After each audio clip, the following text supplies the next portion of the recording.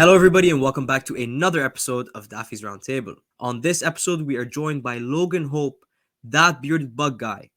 But we're not here to talk about bugs. Logan is an absolute artist when it comes to building and scaping enclosures, and we could probably spend several episodes talking about all he's done.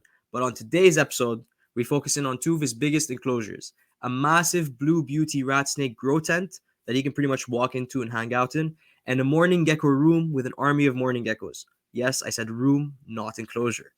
But before we bring Logan on, allow me to thank Exoterra for sponsoring this podcast and making this episode possible. Exoterra makes quality products for our pet reptiles to make them feel at home.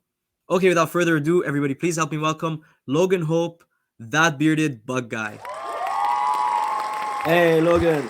Hey, how's it Thank going, you very much man? for coming on. Good. How are you? I'm doing good. I love doing the little intros because it's obviously we were talking before, and I'm like, hey, It's me again.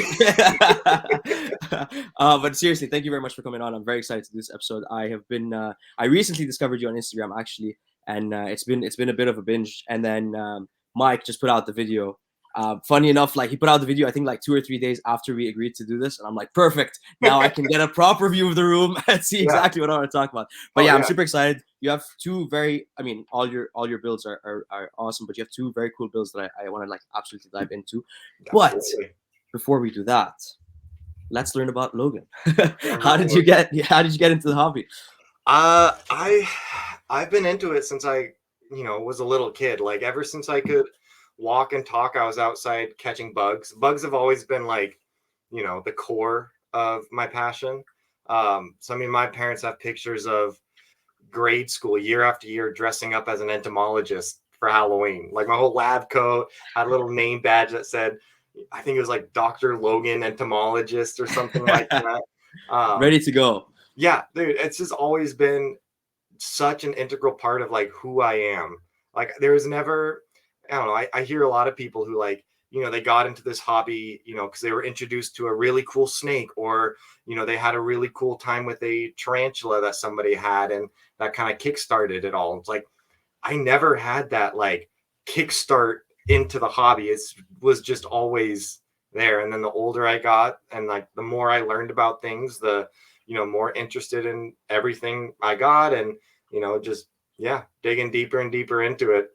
Yeah, so that's actually one of the things I wanted to ask you as well is your Instagram and hopefully YouTube, hint, right? Is that bearded bug guy. So we'll dissect this into two parts, and we'll start with the bug guy part. Sure. So did you get your start in the hobby in bugs, and do you mostly keep more on the bug side, or is it kind of just, why bug guy? So I started with bugs. Like the first few things I started keeping, like I had a pet bird in grade school through high school and stuff. But the first like exotic thing that I kept was definitely bugs. And that's what kind of kickstarted it, was the tarantulas, scorpions, getting into all of that. My first Instagram name was The Bug Guy. I had to have two underscores after it because the original just The Bug Guy was taken. Right. So that's kind of one of the reasons why I switched to that bearded bug guy. But all through high school and college, I did a lot of like educational things at schools, at children's museums, where I would just take my collection and do like these free interactive lessons. And that's what I was known as, was just the bug guy. Awesome. Yeah, so for years. And so when I started my Instagram, I was like, it's fitting. That's kind of what people refer to me as. That's what friends and family for 27 years now have referred to me as. So yeah, no, it's perfect. And then adding beard, it's also perfect because I gotta compliment you on the beard, dude. Thanks.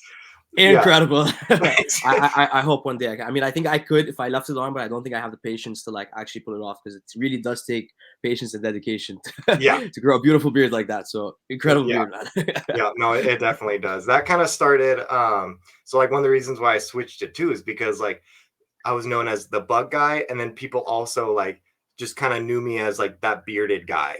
At like reptile shows or random places, and so I was like, I can just combine them and be that bearded bug guy. Yeah, no, it's absolutely perfect. It works. Awesome. Okay, so you list like building terrariums as one of your passions, and like I said earlier, we're definitely gonna get into that, all that. But how do you like get the inspiration for the design and the scape, and how do you kind of, because and we'll throw up some pictures, but really go take a look at the Instagram, because or Mike's video, because really the builds are incredible to see, and to see grown in as well, because I guess you give them time to grow in, which, yeah, anyway. So how do you get the inspiration for the design and the scape and all of that? I mean, just nature, like the true inspiration of the build, nature. I mean, I've been into terrariums probably longer than keeping animals. Like, I just love keeping things in jars and making these little, habitats. Like, when I was a kid, it was just, the jars, the empty containers, my parents' Tupperware containers, that were just all on the window seals with random spiders, with grasshoppers, with isopods, with just whatever little thing I could catch outside. And then later it just, started snowballing. Like Tanner Serpa Design, when he started his channel, like, I, really fell for that, like, artistic outlet that he kind of presents. And like, I've always been a very kind of artistic, creative person. But it wasn't until I really started watching him and realizing, like, oh, this is an outlet, to express my artistic side and not just making an enclosure. So as far as like inspiration goes, like, it's nature. Like, I have an album on my phone of just like background inspiration. So like, whenever I'm out hiking and I see this really cool like rock wall, or like a muddy slope, or a cool like crevice in a tree or something, I'm like, I gotta take a picture of that, maybe try to recreate it later. That's But an then awesome idea. yeah, but then like the terrarium itself, I always try to, capture a scene or like a moment kind of thing. So instead of just making it naturalistic and aesthetic looking, I try to picture, like, all right, if I'm taking this little chunk out of, the wild, what does the rest of it look like? How do I, kind of make it seem like a small version of a big picture kind of thing? Yeah, that's awesome. And I'm sure the animals use it, and like, do you find that they use all the space, or do you find that when you set up kind of like a more basic enclosure, it's easier for you to use and easier for the animal to kind of get around? What's your It's opinion on that? Yeah, a good question. Because I've kind of, wrestled through that too, where it's like, you want to do this big background, you want to incorporate all these really fun things, and then you end up looking at how much space is left over, and you're like, I just now it's in half the size because there's background, there's big logs, there's all these things. So it's a balance of setting the animal up in something that's, really aesthetic and naturalistic, but also something that's accessible, that they're actually going to use, and not just pleasing to my eyes kind of thing. Yeah, um, no, absolutely. yeah, and I like giving animals more space than they need necessarily, not that they need, but that's kind of recommended. Because I love just seeing animals in nature. Like, I want to see all the behaviors that these animals, would be doing in nature. I want to see that in the enclosures. Like, I want to go down and maybe not see the animal right away, maybe have to, look for it, look in the few hides, look in, the different spots that I set up for it, where it's not just you look in the tank and you immediately, see the animal. I want the whole kind of picture. Yeah, and that actually brings up a great question. Do you prefer animals that are, so like mountain horn dragons, for example? I'm always shouting out mountain horn dragons. Mountain horn dragons, for example, are always out. They're like perfect display animals, in my opinion, because they're always like sitting right there. Do you prefer animals like that, or do you prefer kind of the excitement of, oh, I've seen it once this week, and then seeing it again and getting that excitement? Oh, there it is. Yeah, Hmm. because I guess tarantulas are a little bit on that side as well, right? Yeah, yeah. Probably more so the latter. Like, I have a few animals that, like, yeah, they're out whenever I go down there. They're basking, they're, doing stuff. But I really like the kind of the magic of seeing the animal more infrequently. Like when you go out herping and, you're looking for something cool, and all of a sudden, like, there it is. Like, I finally seen it. Like, that's the kind of magic that you feel when, you see this animal, once a week, or, every few days, or, finally out and basking. Whereas, like, it's super secretive. Yeah, I Yeah, like that part of it. absolutely, that makes sense. And do you do a lot of herping? Do you get a chance to go out a lot? As much as I can. Yeah, I get to travel a lot for my work, and so whenever I travel, I bring probably about 5 to 10 pounds worth of herping gear in my bags, like all my different flashlights and black lights. I bring all my stuff for doing like the black light bug screens. I bring my boroscope. I bring like, yeah, anything that I can think of that would be cool herping, I bring it. So whenever I travel, I try to, get out and see what the animals and stuff are like out there. Yeah, that's awesome. Like a ready to go gear bag packed and ready to go. That actually could make for a great first YouTube video. What do I have in my Yeah.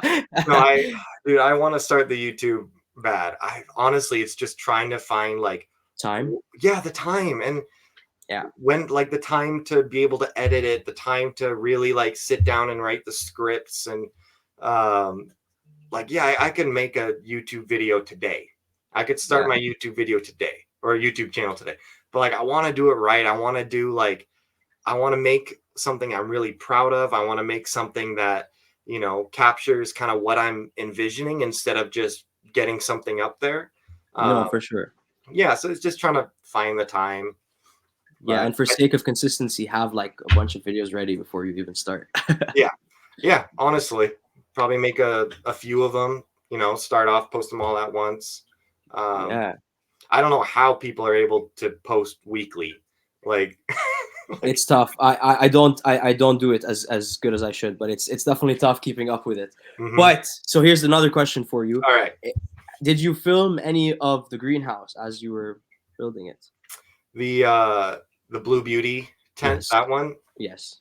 No, No. I thought No. about it, and even like I do this. So I want to film things. I want to, make really cool like reels or posts about it.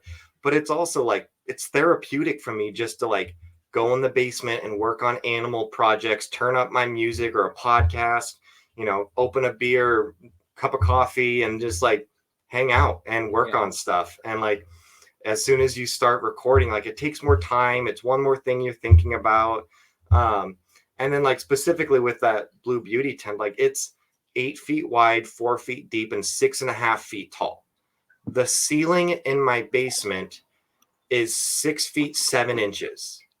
So yeah, Yeah, just like so a couple inches. Yeah. yeah, so making like setting up that tent, like, dude, it was such a pain in the ass. Like it was not something I wanted to record.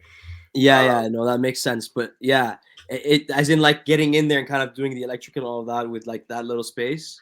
yeah, that was a pain. But then also like it's such a big enclosure, and like I don't live in a huge house. Like Okay. I'm lucky that I can kind of dedicate multiple rooms in my basement for my animals. But as soon as you put in something that big, like I have a hard time just getting a good photograph or quick little video of it because it's big, and you have 3-4 feet. You're like this trying to Yeah. Yeah, trying to yeah. record the You whole can only thing. just get in. Yeah, yeah. Yeah, that makes sense. Okay, so that brings up a great point. So you put something like that up, you took up a huge chunk of retail with it. Mhm. What's your opinion on, multiple small tanks for smaller species or just one large tank for like one species? And obviously that depends on the keeper and all of that.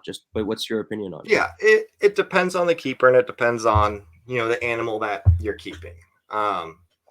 So like I really wanted to do something really big because it's a big snake that's it fast metabolism. It's always moving. Lots of different behaviors. I have nothing against people who keep ball pythons or boas or anything like that, but you can kind of get away with keeping them in a smaller enclosure because most of the time they're just hanging out in one area. Maybe they'll move around a couple times during the day, but dude, this snake, every time I go down there, it's in like a different position. It's doing something different. Like it uses every square inch of that tent. Yeah. How big is the snake now? About 9 feet, Wow. Okay. a little over 9 feet. Yeah. Yeah. Is that as big as they get? No, it's getting up there. I have a friend who has been breeding and importing blue beauties since they first started being imported in like the late 90s. And she still has one of the males from the late 90s. And I think she said it's close to 11 feet. Um, And then she has a buddy who has another male, same import, that's like 13 to 14 feet. So they get quite a bit bigger than what people think. A lot of YouTubers and a lot of care guides say they get 8 to 9 feet max, Yeah. but I was told 7 once. yeah, 7. Yeah. But That's crazy. Okay, they so get you're big. saying 12, 13 feet. That's a big snake. Yeah, And a big active snake, like you're saying. So you yeah, definitely need something like that set yeah. up. It's difficult like handling him sometimes, not because he's like aggressive or defensive or biting or anything like that. It's because he's 9 feet long Sheer and size. quick moving and will just grab onto anything he can. So just trying to like get him out or work with him or do anything, it's pretty tough.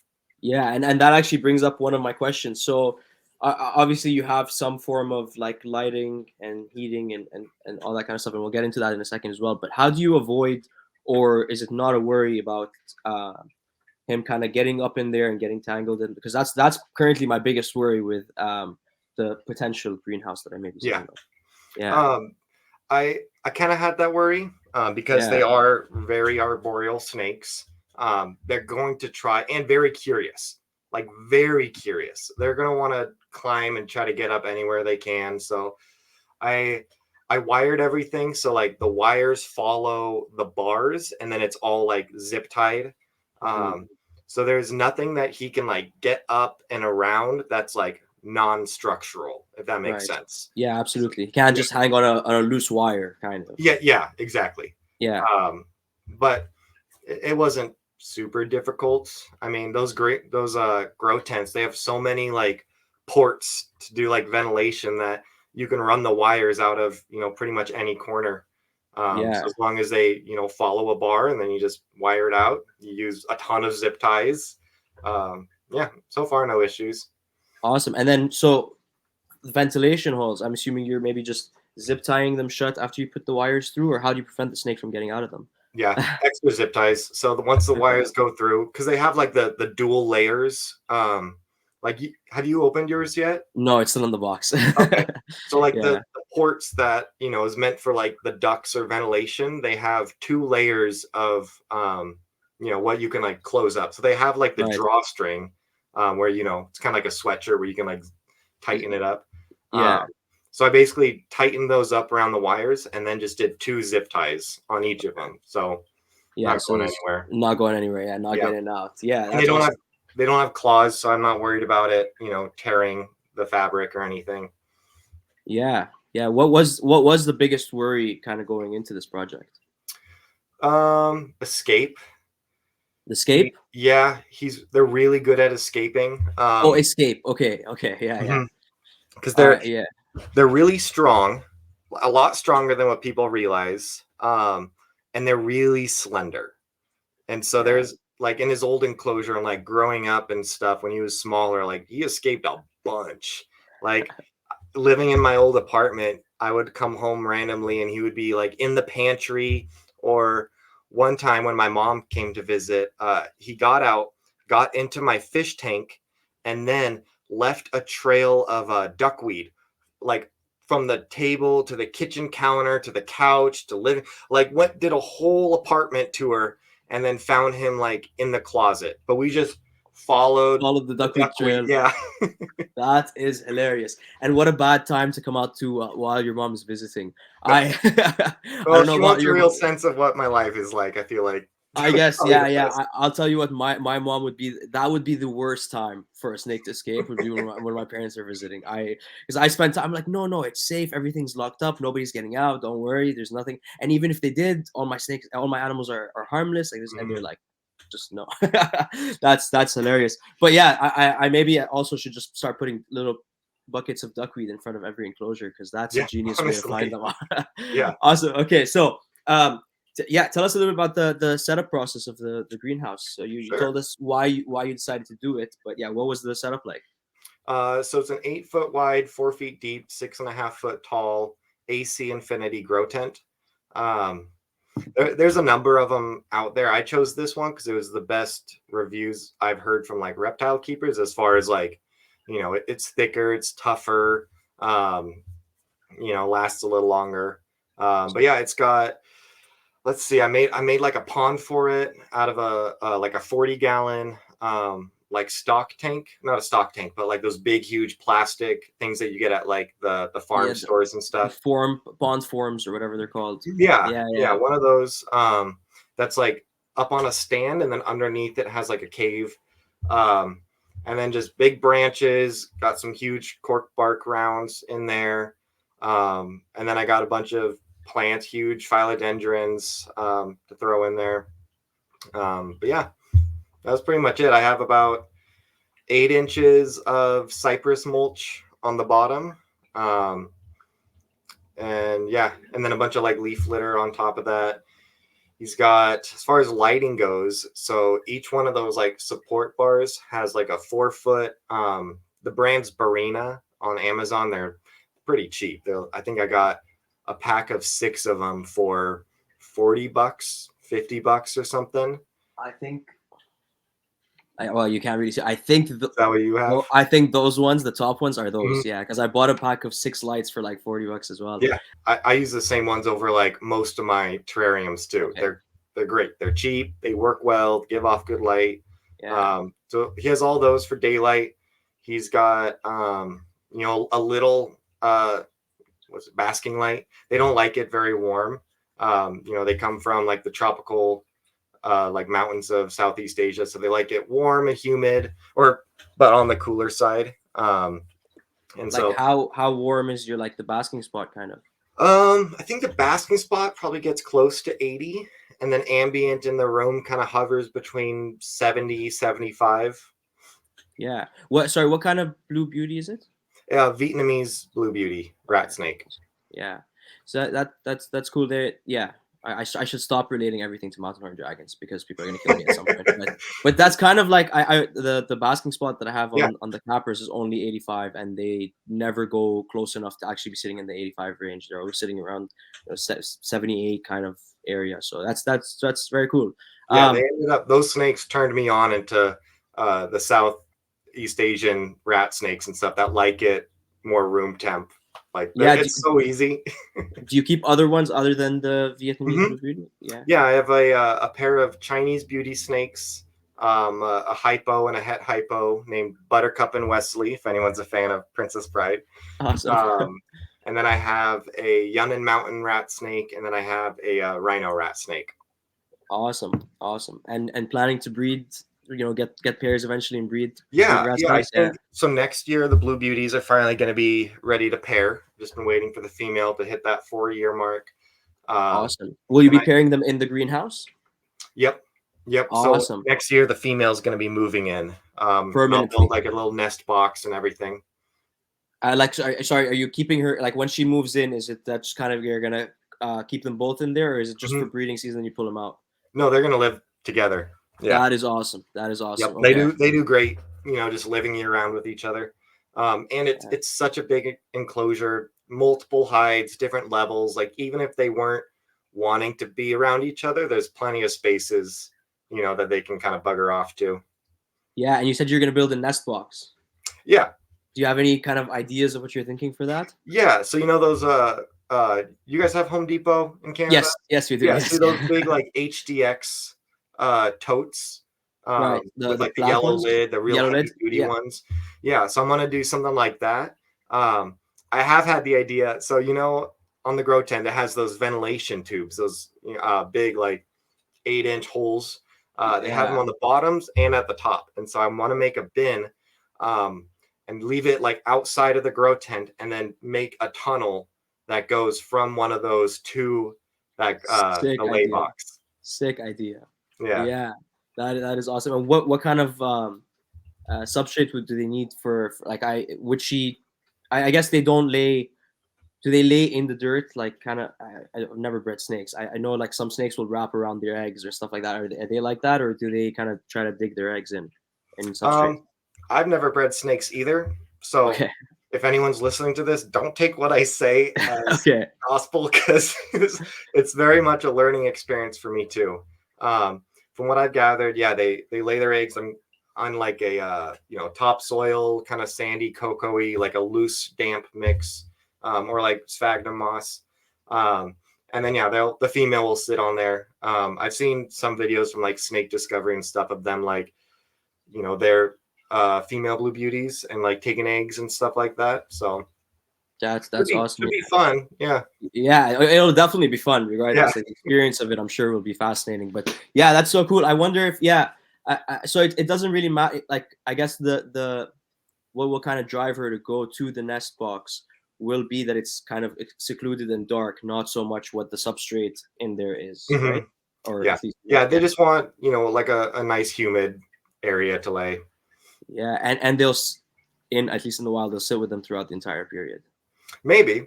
Yeah. I'm not completely sure about that. I know most breeders, remove the eggs to hatch. Right. Okay. I think it might be difficult to kind of maintain proper temperature and humidity in the lay box itself as far as hatching. I think Yeah. it'd be really fun to watch. I also think it'd be really fun to try to catch a bunch of little blue beauties in that giant enclosure with the mom and the dad. So Yeah. I don't assume they try to eat them, right? no, as far as I No. know, no, they're not snake eaters.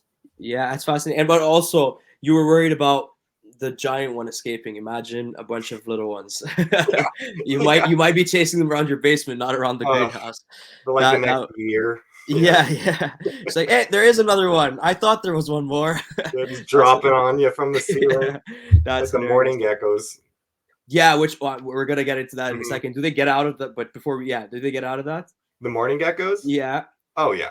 I yeah. mean, Okay. not so much anymore. I've had a few areas where they've kind of escaped from, but I've had a lot of morning geckos over the last 3 years or so that have just escaped and bred in the basement too, Okay, or nice. the whole house. Like I don't know where they're breeding or living. I just But know they're somewhere. there's somewhere, yeah, just these feral morning geckos running around my walls or eating all the fruit flies or crickets that get loose in the basement. Yeah, pest control, right? Yeah, Yeah, and it's fun. I have the It's same fun finding problem. little geckos everywhere in Michigan. Yeah, exactly. Yeah, no, I feel you, man. Up here in Canada, and I just hope none of them get out and like freeze. But yeah, no, Yeah. I find them like this is my emerald tree skink enclosure, like right behind me here, and I'll just be looking for baby emerald tree skinks, and because they just hatch in there, and Mhm. I'm like, I saw something small move, and you keep following. I'm like, that's a morning gecko. Time to Yeah. catch him. We're another morning gecko and bring it back out of this enclosure. Yeah. I have Yeah. morning geckos living in probably 75% of my terrariums downstairs. Not the tarantula ones, luckily. They wouldn't do well in there. But Yeah. they've gotten into all the lizard ones, the frog ones. They just Do you think the tarantulas would eat them? oh yeah, 100%. That's okay. Fascinating. That would actually be pretty cool to watch. Not that I'm like crazy or anything, but that I think that'd be pretty cool to watch. Yeah. And I want to jump back to the greenhouse. I apologize, Mhm. everyone, but now I'm No, just you're on this good. train of thought. We're just hanging um, out. We're just talking yeah, reptiles. exactly. Do you find that they annoy other like the other species that are like the enclosures actually for, or does everything just usually ignore them?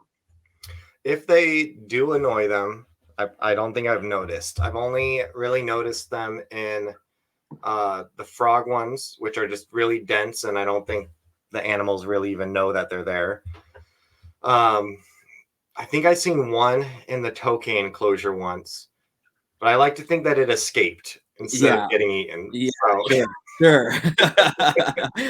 That was Tokyo lunch the next day. yeah, Okay, yeah, that's interesting. And at some point, I believe you had the Blue Beauty in with a bunch of the morning geckos as well. hmm yeah. The blue beauties, both the male and female, lived with morning geckos for a while. So the male lived in a 75 gallon when he was kind of growing up, and that's where the morning gecko colony started. Was I started keeping them with him, Okay. and yeah, did great. I had pictures of him sitting there basking right next to morning gecko or something. They never had any issues. And then the male moved out.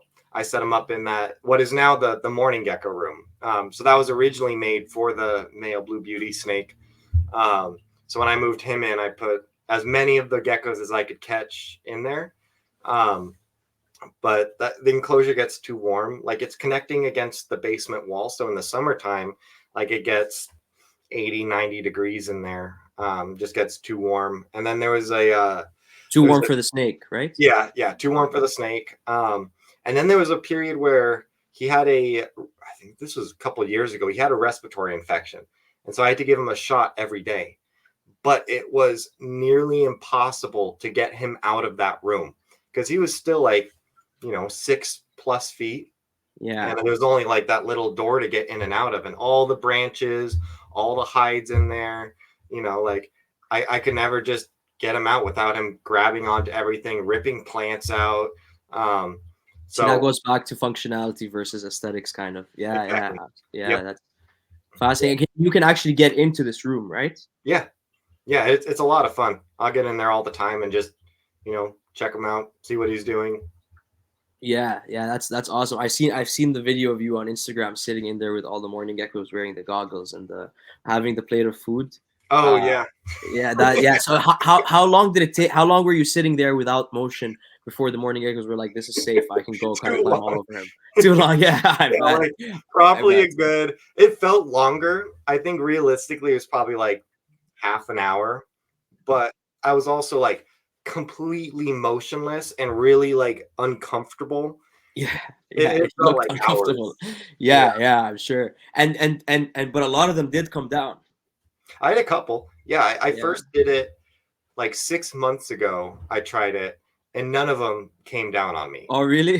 Yeah. Okay. Yeah. None of them were brave enough. And then this last time I did it, I had a couple jump down. One specifically that was not fearless at all, just wanted the food. Like at first I was kind of like, all right, stay super still, don't scare it. And then like it kept eating it and I was like, it's really just not scaring me. I'm kind of moving around. I'm getting some like recordings of it. Like That's crazy. Oh yeah, you were able to like put your phone in there as well and record Mhm. it. Yeah, I thought you were just being filmed from the outside. That's awesome. Okay. Oh yeah. It's super cool, man. Like that was one of the biggest things when I started seeing all these like greenhouse lines. Like I want to get into it. Like I want to be able to like sit there and just look up and like, oh look, it's a mountain horn dragon above me, or Yeah. like whatever. Yeah. So it's such an awesome idea that you're building these kind of rooms or like these bigger, like larger enclosures that you can, like you said, see the real interactions and see get in there with them. Mhm. So quickly jumping back to the greenhouse. Sure. You said you have like a bunch of cypress mulch and leaf litter on the ground. Did you ever have the consideration or the train of thought of I'll do it sort of bare bottom, but have like potted plants everywhere, or do you think that's a bad idea? No, all the plants I have are still potted plants in their nursery pots. I use like these big, I don't know, 3 foot long heavy duty zip ties, and I zip tied them all really well to cinder blocks. Um, Okay. that Yeah. way they're really stable and the snake's not going to tip them over. And then I put all my cypress mulch on top of that. So the blocks are sitting on the floor. Okay. But then with the cypress mulch, it kind of covers all of it. So it just looks like the plant there. Awesome. And were you able to put yeah, I assume because yeah, I'm not too well versed with like isopods as well and like what species can fit into what enclosures and all of that. I just basically use dwarf whites and dairy cows and Mhm. everything. So were you able to put like sort of a cleanup crew and isopods and all of that in because you have the cypress mulch? No, okay. Why No, not? no, it's not bioactive any means. I would like I have nothing against it. I think they would work fine. I've thought about I have a couple isopod colonies that are doing fine, but like I've kind of lost interest in like my magic potions. Like they're cool and Yeah, all, but I don't really pay much attention to them anymore. So I've been thinking about like basically just dumping the whole colony in there. yeah. Um, which I think yeah, they would do good, but does it need it?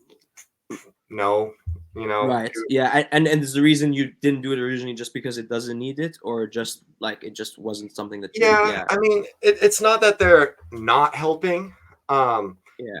but your ice spots aren't going to clean up, the A waste giant of a snake. 9 foot Yeah. snake. Like Absolutely not. you, unless you're keeping it in a massive, like zoo style enclosure with feet and feet of like substrate to actually like house all the different kinds of bioactive bugs and stuff, like you're still going to be scooping poop. you Yeah. know, like Yeah. except No, for one sure. except with isopods, you'll scoop the poop and you'll see a couple isopods when you're doing it. Like Yeah. other than that, like they're not really helping out much. And is there a worry of them escaping as well? Is that something you've considered, like the isopods, Um, or honestly, do you not really care? not much out of the grow tent. Like I don't know how well they would even climb up that material. Yeah. Um, I'm sure they could escape, but probably not very easily. Yeah. And then the mourning geckos all over the house will eat them anyway. So. Oh yeah, I thought about putting mourning geckos in there, and I was like, why? In 6 months they're gonna be in there anyways. Like, They'll do the job for me. yeah. Yeah, that's crazy. You must have a lot of mourning geckos. Oh yeah, too many. Yeah, too many. Yeah, Yeah, yeah. I don't think that's a real thing. I don't think you can have too many mourning geckos. Yeah. Yeah. So on the morning gecko enclosure, Hmm. since we're talking cleanup crew and all that, do you have anything in there, because their waste size is smaller, and I guess cleaning in there would be a lot harder. Yeah, yeah. So how do you do it in that? Yeah. That enclosure is what I say is probably the closest to true bioactive that I have, because like springtails, isopods, stuff like that, they help, but it's not true bioactive. You know, Okay. Yeah. like you need Absolutely. different bugs, you need different, bacteria, different, all these different elements that, make something sustainable. Um, Yeah. so for in the morning gecko room, there's about a foot of substrate. And that's like, topsoil and moss and leaves and everything kind of mixed in. It's got multiple species of isopods, springtails, mealworms, superworm beetles and mealworms or larvae. It's got black soldier flies. It's got buffalo beetles. It's got earthworms. It's got ants in there now, but Wow. I guess they're helping. Did Uh, they just appear on their own? yeah, yeah, just like the little people call them Yeah. sugar ants. They're Okay. non-odorous house ants, but yeah. Um, and the Because geckos the won't eat morning them. geckos, they won't eat them. No, I keep seeing Oh, if they're gonna eat them, but they won't. I have okay. seen baby morning geckos eat. Oh, what is it? What are they called? Those white bugs on houseplants that nobody mealy bugs. Yeah, Okay. Yeah. yeah. I've seen Yeah. baby morning geckos eat mealy bugs before, but they won't touch the ants. Interesting. Interesting. I wonder why they won't touch the ants. I wonder if it's like that specific species of ant that they won't touch, and maybe they tried one and they were like, that Yeah, doesn't I taste think good, it or might be just because they have really hard exoskeletons. okay, yeah. They just probably don't taste good either. Yeah, exactly. Like they just like a few. I wonder how if every single morning gecko would have had to try one to know that they don't taste good, or if it's just they already know this kind of instinctually, Yeah. or if they can talk and whatnot. I'm just kidding. Okay, No, but one no, I gecko could try I it get and what you like let mean. it Like if it's just like their instinct to know like what they can eat and what they can't eat can't kind eat. of thing. Yeah, yeah, because like the Stenodactyls, for example, sometimes I'll throw like mealworms in there, and they'll usually catch all of them immediately. Yeah. Um, and but sometimes one will like bury into the sand and appear later as beetles, and they will not even the beetle will walk right by. Anything else that walks in front of them immediately sparks their interest, but the mealworm Not the beetles, beetle. nothing. Yeah, so I wonder Yeah. why, or if they like again, if they tried one that's nasty, or if they were just like it's not that's not a part of my diet. It's not supposed to be. I'm Yep. ignoring Oh it. no, Yeah, I mean it's the same thing with beetles. Like the mealworm beetles and the buffalo beetles, like they're probably no bigger than half an inch. Like they're yeah, eating the geckos are eating crickets half an inch, if not a little bigger bigger. oftentimes. Yeah, So like the size isn't the issue. I think it is just like they're hard to eat. Like not much can really like uh digest and process like that really hard chitinous exoskeleton that beetles have. But yeah, yeah. It makes sense. What about the black soldier fly larvae? Are they like fully like? I guess you have fly, not just larvae in there. I guess you have black mm, soldier flies in there, and they're breeding and all of that. yeah, which is another thing when you're sitting in there like motionless for half an hour and you've got black soldier flies like going around your head and flying around like Yeah. I takes a bet lot of that's annoying. discipline to sit there. But yeah, those I think black soldier flies are one of the most underrated bioactive bugs you can use. They do more than the isopods, superworms. Like they do work. Um, Interesting. and then yeah, the flies. They can't sting, they can't bite. They only live for 3 days. The So as flies long only live for 3 days. as, yeah, they don't live very long. They live like 95% of their life is in larval stage. Um, and then it also makes the flies make great feeders too. So if you have a pet that would enjoy chasing after a flying bug, then there you go. You have another feeder. Yeah, it's fascinating. Do you see them in cycles? Like, is it like for 3 days there's tons of flies in the enclosure, then there's none for a little bit, and then there's three flies? Like for yeah, is that Yeah, or is it random at different times? There's always some. it kind of comes in waves too. So Okay. like I'll get black soldier fly larvae to like feed. Um, and then if there's like some left, they're starting to pupate, whatever, I'll just dump them in that room. Um, so like normally it's kind of like randomly you'll have, flies pupate out and flying around, but after I dump, the leftovers in there, a few weeks later, a month later, all of a sudden there's 10 flies flying Yeah, around. yeah, and I guess there's maybe not enough of a capacity for you to be harvesting larvae from there for your feeding. You still have to. No, I'm gonna go and purchase no, them. and it sounds like a pain, like just digging through substrate, and Yeah, there's probably a good inch or so of leaf litter too in there. And that's where most of the baby mourning geckos hang out. Most of the babies hang out in the leaf litter on the ground, kind of in the rocks and stuff. But yeah, typically on the ground level, it's it's the interesting. big adults and like sub adults that really spend their time up at the top part of the tank. Yeah, it's probably how they avoid being eaten. Hmm. Just used to kind of hanging out down there. Yeah, Yeah, that's everyone fascinating. always. I hear a lot about people worried about their baby mourning geckos getting eaten by the adults and stuff, and I've never seen it. Not to say they don't, but Yeah, like I see territory battles between the subadult or adult mourning geckos every day. Like yeah. whenever I feed, like I've now like they have their little feeding dish. I'll fill that, and then I'll put it like their food like all over the tank too, just because like they just do these territory fights. But it's never between the adults and the babies. Like it's It's always always two adults. yeah. Yeah, and I've seen. I think what I've seen is those territory fights is kind of they're standing face to face and kind of chirping at each other and twitching a little bit. Yeah, most of the time. I've seen a couple that get real like I've gone in there and I've separated them and I'm like, all Really? right, Okay. Wow. you're over here and you're going down here. You're And grounded. yeah, you guys need a little separation right Yeah, now. that's wild. Yeah, that's so interesting. I've never seen. I've never actually seen an adult eat a baby, but every now and then I will see a baby with a missing tail, Yep. or like a nip on their tail or something, and like I assume an adult has tried to grab it or I've had another. I've had a couple like that. Yeah, it might be from that. I don't know Yeah, though. I haven't seen it. this is so interesting, man. I really hope more people start to take this inspiration as start doing cooler setups like this. Do you ever plan on putting anything else in there?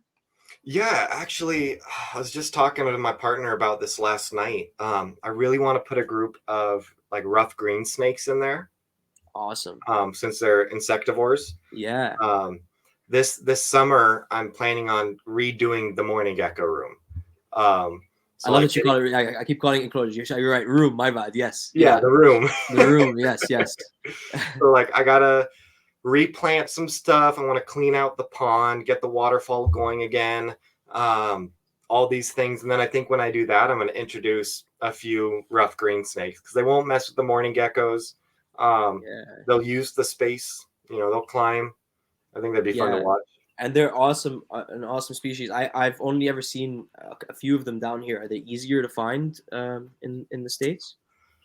I haven't really looked. I've seen a couple at trade shows, Okay. and they're never that expensive either. Like that was kind of one of Yeah. the other reasons was like, yeah, I love fancy snakes, but I probably am not going to spend like hundreds of dollars on snakes for the mourning gecko room because it's you have a lot less control over their environment, their diet. I just got my baby rhino rat snake, and that's in like still kind of its quarantine style enclosure because it's young. I want to make Yeah. sure it's eating. I want to make sure it's pooping. I want to make sure it's doing good. But like, you can't really do anything once you put it in that big of an enclosure. You just kind of have to trust that like you set it up properly, because you might not see it for a week or two. Can't really make sure it's eating well enough. Sorry, you were saying that you did set it up in a larger, or you did not set it up in a larger enclosure? The rhino rat snake? Yeah. No, not yet. That's still in a very small, simple setup. Yeah. So do you want to tell us a little bit about the setup? So how do you kind of quarantine a new baby rat snake that you've just brought in? Yeah. And what is it eating right now? What's that? And what is it eating right now? Is it on pinkies and stuff, or is it still eating fish? Still eating fish. Yeah. Okay. So I'll do 4 or 5 rosies in a 8-ounce water dish with a pinky in there. And then he'll go in and he'll kind of go into like this feeding frenzy. And so he'll get fish, but he's not really paying attention to what he's grabbing. And so he'll end up getting the pinky too. And he's eating the pinky? Yep. Yeah. Okay, interesting. I keep saying he, but she won't take him from tongs yet. I kind of have to just put him in with the fish if I want her to eat it. Yeah. And how often do you need to do this? Once a week. Once a week. Okay. Cool. Yeah. Yeah. That's so fascinating. Yeah. So sorry. Yeah. So the quarantine kind of set up. Yeah. So, I mean, I just want to make sure like the animal's doing good before I set him up in a, maybe a big, fancy, lavish enclosure or something. So nothing fancy, like the blue beauties. Like when I got my baby female 3 years ago, like she just went into a big tub with cypress mulch, a water dish, a hide, fake plant, just kind of something like that. That way I could just pay attention to her. But once they're older, once, they're going to eat from tongs, that you kind of get their behavior down a bit more. Then yeah, it's fun setting them up in something bigger, a little more lavish, give them more space. So the rhino rat snake just did its first shed with me too. So that's kind of what I've been waiting for. So in the next few weeks, I'll probably try to set it up in something nicer. I want to do a big, display, really pretty like paludarium or something for it, but I probably won't do anything until it's an adult, just because it's fun setting up these enclosures for animals. But when you have an animal that's, every 2 years, it's going to need a rehouse. Like it kind of gets a lot. Absolutely. It's expensive. It's time consuming. Absolutely. And just trying to figure out like the space. Like I don't have a lot of space. So whenever I get like a new animal or a new enclosure project, it's just like, got to work it into the room like a puzzle. It's like this everything's got to move around now. And so trying to do that too often, like I've lived in this house for 3 years now, and my basement, like in my eyes, is still not organized. It's still not set up to like its final stage. That's funny. I've been in this house for 3 years, and I feel the exact same way about this room behind me. It's I feel like it's a never-ending stage, right? Like, because the place I lived before here, I lived there for 4 years as well. And every year I said, okay, next year is when I'm going to get it to finally be where I want it to be. And I moved out and it started again, and still not where I want it to be. But I feel like it's an ever-changing process. And then also, and I'm sure you can agree with this, when you start the first project, takes a few months to get it to exactly where you want, and you start the next one, and by the time you're done, it's already been 2 years, and you're like, I just set this one up? I just built this enclosure, and you already need to be rehoused again. Like my first Bioactive fancy background terrarium, like I made it for my blue beauty snake when he was a baby. It was a 36, full half paludarium, waterfall, like 50 plus plant species in there. But the thing is, it took me 6 months to make. By the time I finished it, he was too big for it. Yeah. Did he ever go into it? No, he never went into it. No, he never went into it. Ended up being for like a couple Pacific chorus frogs that I caught at my like right outside my house in college. That's awesome. Okay. But so it's just one of those things like, oh, all right. Yeah, all right. Already building a new enclosure. Yeah, just spent all my time and money making this, but that's okay. Don't worry. That's when you go get another younger one, and you keep. No, I'm just kidding. Don't. Every time you build a new enclosure, you need a new snake. I like that logic. Yeah. That's how I started. No. People do not impulse buy. But okay. Anyway, so you mentioned you have a little pond in the Mourning Gecko room as well. What's that? You mentioned you have like a little pond in the Mourning Gecko room as well. A little what? I can't hear you. A little pond. Pond. Yeah. Yes. I'm like, I is thought is you said the is the is bar. the voice okay? Yeah, no, you're good. Yeah, I just have my yeah, laptop turned down a little bit. yeah, yeah. Um, yeah, so it's got a how many gallons is it? I think it's one of those, it's like a 30-gallon thing, 20-gallon. It's like those Okay. concrete, like those big concrete mixing trays. Okay, Uh, awesome. Yeah. have you seen those or know what I'm I, talking about? I think I do. Yeah, yeah, yeah. Yeah, Yeah. they're at Home Depot. They're like $10 or something. Okay. Yeah, it's one of those that's ingressed and kind of made so it looks natural. Um, Awesome. Is it filtered and heated or just kind of and it, like yeah, is it standing water that you have to kind of go in there and change out every frequently or how does it work? so yeah, so it's just standing water now. It's got a crazy amount of plant roots in it, so I'm Okay. I'm not really worried about Yeah. the cleanliness of it. Um, and like the geckos, they're not really drinking out of it. Like I miss the Yeah. room every day, so they're more drinking the water droplets than like going down to the pond. But there's guppies in the pond, so they're still alive, so it must be clean. But Yeah. when I built it, I made a it's filter and a pump and everything that goes up, drips down, has a cool waterfall that cascades over everything, and was really cool. Kept humidity up nicely, um, but it leaked a little bit. Like I found that if I ran it every 12 hours, so kind of off and on, it Yeah. wouldn't leak at all. Right. But I didn't block the hose where the water comes out of. So when you left turned it off, It got filled with mourning geckos. that's hilarious. Yeah. And That's so then hilarious. after that, I was like, all right, I'm going to turn it on. And it shot mourning geckos out of the tube. Like a lot of them? Like 3 of them. Yeah. That's And it. It's with the water. yeah, with the water. And I felt so bad. I was like, I'm sorry, guys. Like, I'll leave it off. You can have that too. So is it still in there as kind of like one of their hides? Yeah. I'm sure there's geckos in that too. There's All probably over. tons of eggs in there. Probably. Yeah, I'm kind of scared to turn it back on. But when I refresh it, I'm gonna set up a whole new kind of drip Yeah, wall for it. But yeah, it's interesting. Do you ever do you see a lot of eggs? I don't. I put Must be hiding them really well. like 12, 15 of those like egg laying tubes in there. Yeah, So they like you don't use can them. you can look in there and you'll see a couple that have eggs in it. But I think most of them are laying eggs just like in these little recesses of the cork bark or places, that you just can't see. Yeah, yeah. I tried for the longest time with my morning geckos to only have them lay in things that I could remove from the enclosure and put in something a little bit better. But eventually, they just start laying on the wall and on the glass and Yeah. everywhere that you don't want them to be laying. Yep. Yeah, it's awesome. Okay, so here's the big question. All right. Big question. Big question. Do you recommend greenhouses for any species, or is it like like how would you decide if an animal fits to put in a greenhouse or not?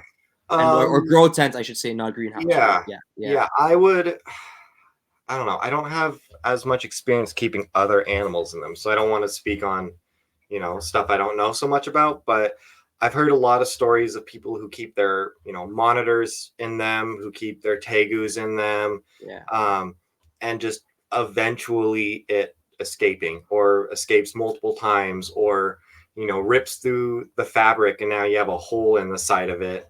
Um, so I think they're perfect for smaller animals, but things that will use the space. So like your mountain horn dragon would love Okay. it.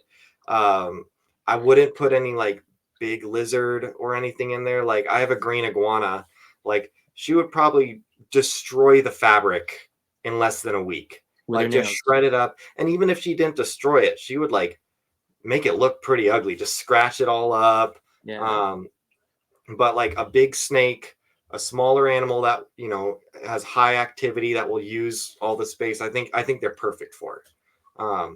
Like I honestly think it's one of the best enclosures for like these big arboreal high active colubrids, because like these snakes are going to climb, they're going to use all the vertical space, they're long, they're going to use all the horizontal space, but they don't have claws, they don't have sharp teeth, they're not ripping through that fabric. So as yeah, long as you zip tie the ports and make sure all the holes are covered, like you're good.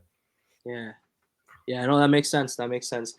And do you find, I guess, like based on moving it into this enclosure versus the enclosure it was in before, do Mhm. you find there was a change in behavior or a change in the activity levels? Oh yeah, yeah, and I've told Mike this a couple times, but like blue beauties, they kind of have this stigma about being like these really sassy, over defensive snakes that want to Yeah. bite you and stuff. And I'd say like I've seen that side of them, but only when I've kept them in small enclosures.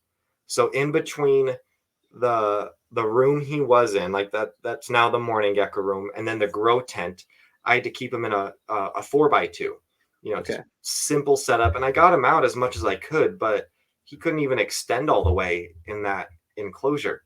And Yeah. every time I walked by, he's coiling back, he's huffing up, he's Yeah. opening his mouth. And then when I did get him out or feed him or something, he was just really like on edge and really upset. Whereas like as soon as I put him in that grow tent, like you can just kind of tell like he just calmed like down a bit. Like he's now way more curious rather than defensive. So like he watches me all the time. Like they're very curious. They're always watching what people are doing.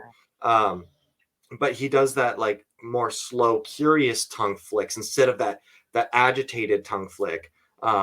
He's way more accepting of me like picking him up or touching him. Feeding is much better. Like before, it'd be like I'd go to feed him, and every now and then he would get really upset and try to bite me instead of take the food. Whereas now, like he's just happy to be fed. So yeah, I definitely see a behavior change. And I think once they kind of have the space to relax, where he knows he has places to escape, he knows that he can get places where I can't get him. Um, yeah, I think he just relaxed a bit. Yeah, that absolutely makes sense. Do you think what about maintenance ease? Is it easier to maintain sort of like a regular setup like the ones behind me, Oh, yeah. or do you find it easier to maintain the greenhouse, the grow tent? I think in general, bigger enclosures for animals are easier to maintain. Um, I think I'll try to figure out a good way to explain this, but if you think of like a jar of water, or a cup of water, say you have a cup of water, you have a pint glass and you have a shot glass, Yeah. and you take a blue drop of food dye in each one. Which one is it going to be more prominent in, the shot glass or the pint glass? Right. So now Yeah. instead of food coloring, poop, Yeah. Yeah. or even like, Bacteria blooms or anything like that. yeah, bacteria blooms, but even like temperature and humidity, like the bigger an enclosure they have now access to a bigger temperature gradient. They have access to a bigger UVB gradient. They have access to, different humidity areas. And so like it's easier to maintain it because there's less to maintain. You're not trying to keep this perfectly balanced ecosystem or this perfectly maintained terrarium. You have a much bigger space to work with. So like, yeah, my snake can go poop, and it's a pretty big poop, Yeah. but It's not taking up the entire floor space. It's one tiny corner. yeah, exactly. And so Yeah. like if it were to do that in a smaller terrarium, it's like, all right, you got to clean that out now because the snake is touching it, he's moving around, it's now kind of like in all your substrate or something. Yeah. Whereas you have an 8 foot by 4 foot base with 6 inches of cypress, a foot of cypress, like I don't have to worry about the entire substrate being soaked. I don't have to worry about the entire enclosure smelling like ammonia or something. Like it just, yeah, makes it more manageable. It's the single drop in a pint glass versus a shot glass kind of thing. Yeah, I know that's an awesome way to put it, actually, and it makes a lot of sense. And in general, bigger enclosures, you're right. Like you're just getting in, even if you're just poop cleaning, you're just poop cleaning this one tiny area, not Hmm. what's most of the enclosure. Yeah, absolutely. Sure. Do you think or hope that more people in the hobby start to turn towards keeping in not only bigger enclosures but kind of different kinds of enclosures, more in grow tents and that kind of stuff? Yeah, I mean, there's been a big shift over the last 10 years of keeping quality over quantity.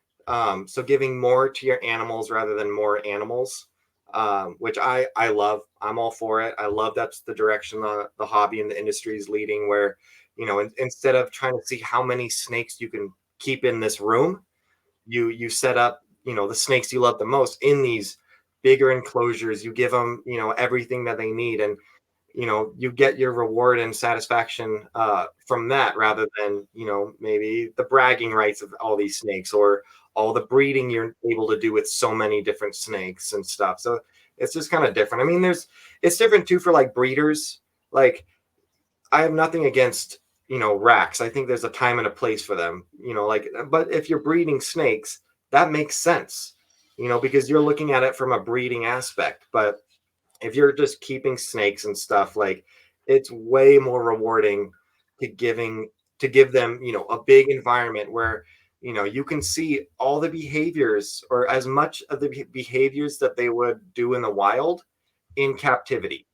Like, I want to see my snake hanging, with 5 feet dangling, waiting for a bird or a rat. I want to see him, swim in a 40-gallon pond, as opposed to like a water dish that he can fit half his body in. Like, I want to see how they would behave Yeah. in the wild, in my basement, in captivity.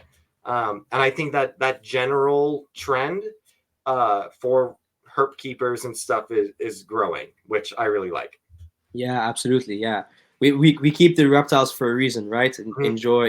enjoy their behaviors as much as Yeah. you can. And I try That to make everything like, I have a big collection, like a very diverse collection of, you know, bugs and frogs and lizards and, geckos, snakes, tortoises, gator, just got everything. Um, but I try to keep everything in like these really nice displays.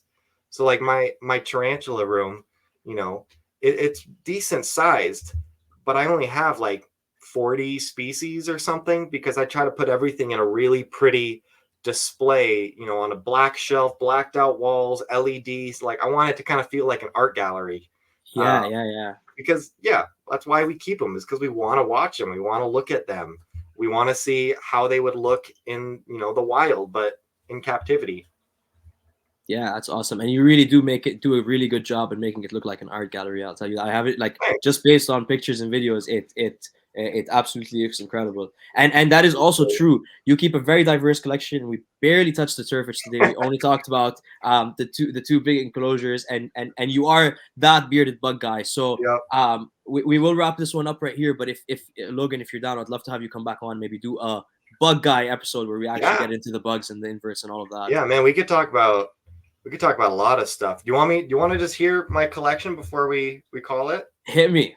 All right. So I've got all my spiders, tarantulas, centipedes, roaches, all the whole bug side of everything. Um, Tokay geckos, Mediterranean white spot geckos, neon day gecko. Um, we've got a couple cherryhead and redfoot tortoises, maybe 10 plus dart frogs, Colorado river toad, pixie frog, all the snakes, which I think I already mentioned. I have a American alligator, which I don't post much about her, because she's stunted, she's a rescue, and I don't want to inspire people to keep an alligator in their basement. Yeah. But But you I've keep had her in like a room for herself as well, right? Like, or like yeah, a bigger, yeah. That's yeah, awesome. Yeah. but I've had her for like 8 years now. Wow. And then the iguana. Man, what else am I missing? I feel like every time I try to list off my collection, You forgot I something. forget half the animals. Yeah, I try to like no, I don't really have that many animals, but I try to like imagine myself walking through and being like, oh, Yeah, this enclosure has this. yeah. This So you're just trying to yeah, picture, hey, there's this, yeah, is this. yeah. Yeah, You but have a I have mental a image of where everything is. mhm. Yeah. But that's the thing, is like, everyone always is like, oh, focus on what you love the most, and it's like, dude, I I love love nature. I love everything, like, so Yeah. I feel like I have a well curated collection of like, all right, I got my coolest lizards, and then my frogs and the tortoises, and then this and this. Like, I got just, the coolest of everything. Yeah. Do you keep other inverts other than the tarantulas? hmm Yeah, I've Yeah. got a handful of true spiders. I've got a handful of, some really cool roach species, isopod species, centipede. Um, yeah, and then just mostly tarantulas, scorpions, stuff like that. Yeah, that's awesome. Yeah, I'm only keeping a couple of tarantulas at the moment, but scorpion is something I want to dive into at What do some you point. Not what do yet, you but keep? What kind do you have? so I have a Grammostola pultripes. I'm not great with The their Latin names. pulchripes. Pultripes. There we go. Yeah. I have a multiple Hapalopus species Colombia because I was at one Oh point yeah, I don't know if this will ever happen, but I'm trying to grow out like a few to just try breeding them once because I yeah. think Those it'll be are the fascinating. pumpkin patches, The right? pumpkin patches, Yeah, exactly. Yeah, dude, those are so yeah. cool. I don't have any, but I love them. They are awesome. And they're always out on display, and the colors are so vivid, and they web, and And they yeah, only get like this big. and they're So you exactly can, like the yeah, perfect size. Yeah. So I yeah. have two adult females, and now we're growing out another group of them. Hopefully, get a male out of it. Nice. But yeah, that's awesome. Yeah, and I have a GBB, Cool. and Right. Yep. um, I think I have one other species that I can't remember off the top of my head, but it's uh, like a digging speed, like it kind of moves around, rearranges the substrate. A friend of Like mine, a Shane, fossorial. Shane, yeah, almost. Yeah, Yeah, she like honestly every like 2 days the enclosure looks absolutely different, and she has like a purple almost back, and it's also only gets this big. that's cool. I can Yeah, send you yeah. pictures of it afterwards, Yeah, and maybe you'll send me a monitor it. picture. Yeah, I'm curious now. yeah, yeah. So yeah, not that many tarantulas, but yeah, I think I'd be more interested in getting into the scorpions, and soon enough, we'll take a step into it. But yeah, no, Scorpions are cool. They're just the same thing. It's a pet hole, right? yeah. So You don't that's really see it that often. I have one, and like I okay. love scorpions. Like I love them, but Yeah. like I don't know. I kind of want to see them more. Like I have one species right now, What and species do you have? it's the A bicolor, the black fat tail scorpion. Okay, Um, nice. it's like the only true like venomous thing that I have. Like all the other spiders and stuff, they're venomous, but like this is the only thing that's like has a lock on Hot. its terrarium. Yeah. Yeah. Okay. Yeah. That makes sense. Yeah. See, that's exactly another reason I'm like maybe I'll wait a little bit because if one of them Yeah. gets out in here, I But don't dude, want to like take that risk. the desert hairy scorpions, so underrated. They're so cool. That was my very first pet invert was a desert hairy scorpion. Um, and they're out all the time. They burrow. They're really fun to feed. And they get good size too. Let me quickly desert hairy scorpion. Mhm. Yeah, it's H. arizonensis is Okay, the yeah, that would scientific probably be name. easier. Yeah, H. arizonensis. Hmm. And they're like really readily available in the hobby. And their sting's not really any worse than like a hornet. Adjures. So Okay, that's awesome. Yeah, are they communal? nope, No. Okay. nope. Yeah, they're Here, I think I can should be able Also, to. I gotta show you my sleeping co-host, Yes. like The adorable goose. the adorable goose. Yeah. He actually hasn't even moved or gotten up. I don't know if he's like moved under the camera, but he hasn't gotten up. I don't think a single time. Oh no! Whenever I'm at my desk, he's like, "All right, it's working hours. You gotta go to Yeah, work." you're not going anywhere. No. He's part of the job too, obviously. Yep. Here, okay, there we go. This is working. These guys, Yeah. Yeah, they're they're very so cool. cool looking. Hmm. Yeah, but sorry, did you say that they are communal or they're not communal? They're Because not. No. okay, yeah, there's videos of If them you where they're want a just communal very good. species, look at like the bark scorpions, like the centroides. Um, their venom is a little spicier. They don't get very big, but you can keep them communally. You can set them up in like some arboreal type setups because they live under like a lot of species. They live under the tree bark of trees as it's kind of like separating. Yeah, So you could set up like these really cool displays with 5, 6 scorpions in there. yeah, that's kind of what I want to see. Like I like not that I want to co-have them, but I feel like because they're such like a pet hole, Hmm. having like a bunch of them in an enclosure, maybe you might get more lucky to see one of them at a specific time, Yeah, right? yeah. And then I feel like the behavior, just like you said, like a cork bark with just a bunch of them sitting on it, would Hmm. be like so cool to see. Especially if you have a black light and you can go by and just see all of them Yeah, moving yeah. around. Super So cool. so you mentioned that's one of the things you carry with you when you go herping. Um, Yep. do you often find scorpions, and is that how you find them? Oh yeah. Yeah, if I'm going somewhere where I know there's scorpions, like I have two black lights that I use. One of them is like a big like mag light And that's, primarily for looking just around for scorpions. And then I have a thought it was sitting right here. I was going to show you, but it's like a work light style. And I use that one for my bug sheet. So you set up a white sheet, you And then shine they your come. black light on it, and then all Yeah. the bugs are attracted to it. So all the beetles and moths and flies and bees and all the cool bugs flying around. Do we know why they're attracted to it? It reminds them of sunlight. Mm, Yeah, so they're seeing the UV light and they're attracted to that. It's the same thing for like bug zappers, right? Why are yeah. they attracted Yeah. to it? Because that UV light that they want. Yeah. That's interesting. Yeah, I've never done the whole. It became very popular here last summer. Like Max from the Hidden Path was going around kind of doing it in different areas, and I would see like videos of it, and I want to try it out. So maybe this summer I'll give it a try. Oh, dude, But yeah, fascinating. Yeah, it is so fun. The first time I did it, for like when I learned how to do it, I was in the cloud forest of Ecuador, and I did it with the national Nat Geo biologist. And so he's showing me all this. that's awesome. Literally 15 minutes. It's covered in like the weirdest bugs you've ever seen. And then he was telling me like when you do it in like the tropics and the jungle and stuff like that, if you leave it for long enough, after a couple hours, the frogs and toads are drawn to it because of Come. all the bugs. And then you leave it even longer and it attracts like tarantulas and spiders. And so like you set this thing up Wow. in the jungle for 6 hours, like you come back, you're gonna see everything. Everything. Yeah. Yeah. Wow. Yeah. Why go looking for them when they can come to you? Yeah. Yeah. So like I was just in a Dallas for a reptile show and we went out herping one of the nights. And yeah, first thing I did was I set up my sheet with a black light and I was like, all right, let's go. We'll come back and see what's there. And Yeah. came back an hour later and yeah, there's a few things on there, nothing too crazy, but yeah, it's kind of the way to do it. You just set it up, leave it, come back later, see what's there. Do you I guess do you ever consider putting a camera on it in case something comes while you're not there?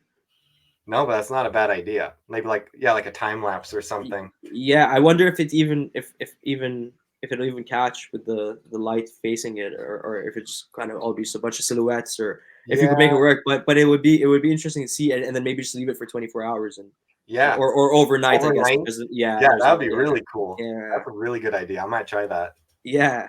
Another video idea for the YouTube channel. There There you you go. go. That's awesome.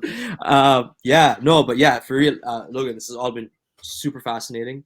Um, can you let everyone know where they're gonna find your YouTube channel and where they can currently find you?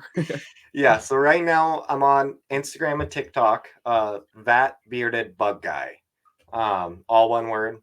And then I have my YouTube account. I just haven't posted anything, but it's the same thing, that bearded bug guy. So go subscribe from now so you can be one of the first people to see the videos Yeah. when they come out. Yeah, no, that's awesome. Thank you very much for coming on and doing this. We Yeah, dude. definitely need to make another Anytime. episode happen because yeah, I'm sure there's so much more to talk about. Oh yeah. And your collection is fascinating and your enclosures are incredible, man. So Thanks. And then next yeah. next time too, I'll get one of those Wi-Fi extenders. That way we Okay, can do it nice. in the basement and have, everything behind me here and we can kind of point stuff out and look at things. And Yeah, that would be awesome. but yeah, I'll Awesome. send you any photos, videos, whatever you need of enclosures, the rooms, we Yeah. can overlay them. So hopefully if you're finishing watching this podcast, you'll have already seen all the cool stuff we're talking about. Exactly. And if you haven't yet, really go watch Mike Taitula's video tour Mhm. of his room. It's an awesome tour Yeah, until that bearded bug guy channel is up and we're getting monthly updates of your channel. great. Because we Yeah. need man, you're yeah, awesome. Anyway, thank you very much, Logan, for coming on. Thank Thanks, you very man. much, everyone else, for listening. And Yeah. yeah, stay tuned. You'll be seeing more of Logan very soon. Fingers crossed. Fingers crossed. Take care, guys.